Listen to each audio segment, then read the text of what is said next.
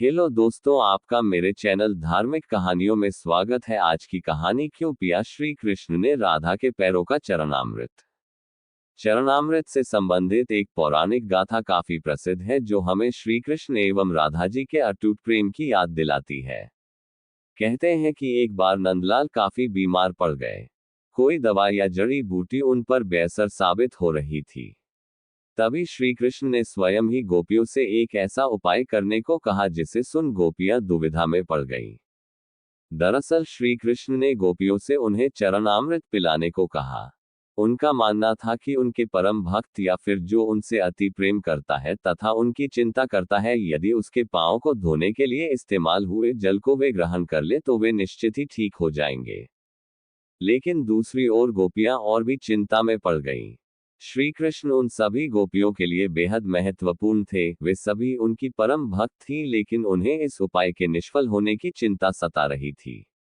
उनके मन में बार बार यह आ रहा था कि यदि उनमें से किसी एक गोपी ने अपने पांव के इस्तेमाल से चरणामृत बना लिया और कृष्ण जी को पीने के लिए दिया तो वह परम भक्त का कार्य तो कर देगी, परंतु किन्हीं कारणों से कान्हा ठीक ना हुए तो उसे नर्क भोगना पड़ेगा।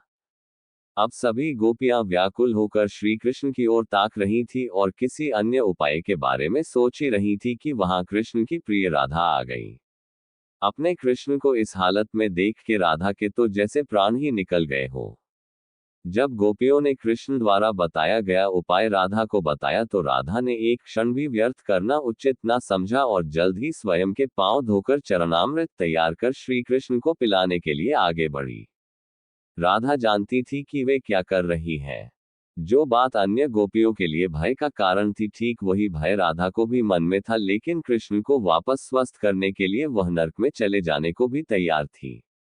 आखिरकार कान्हा ने चरणामृत ग्रहण किया और देखते ही देखते वे ठीक हो गए, क्योंकि वह राधा ही थी जिनके प्यार एवं सच्ची निष्ठा से कृष्ण जी तुरंत स्वस्थ हो गए।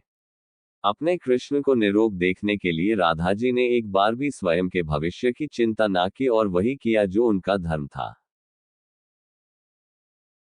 ऐसे ही धार्मिक कहानियों के लिए मेरे चैनल को सब्सक्राइब करें, लाइक और शेयर करें। राधे राधे।